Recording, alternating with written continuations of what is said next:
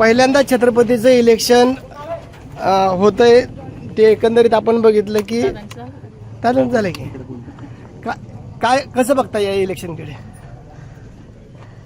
खरं तर आपल्याला माहिती आहे की विजय सगळ्यांच्या समोर दिसतोय.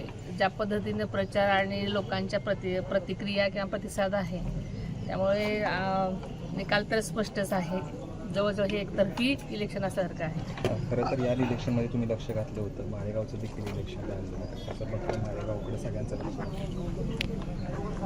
सगळीकडे पॉझिटिव्ह परिस्थिती आहे असं मला आत्ता तरी वाटतंय आणि बघूया आपण काय ना. संपूर्ण राज्याचं लक्ष हे माळेगाव कारखान्याकडे लागलेलं आहे.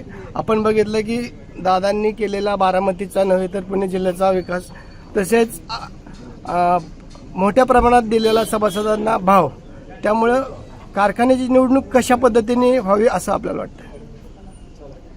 खरं सांगायचं तर शेतकऱ्याच्या हितासाठी जे निर्णय आजपर्यंत घेतलेले आहेत आणि ते शेतकऱ्यांना मान्य आहेत, अशा पद्धतीने सगळ्याकडून शेतकऱ्यांचा जास्तीत जास्त कसा फायदा झाला पाहिजे अशा दृष्टीनं हे इलेक्शन्स होणार आहेत. आणि नेहमीसारखा शेतकरी वर्ग चांगला प्रतिसाद देणार आहेत अशी मला खात्री आहे.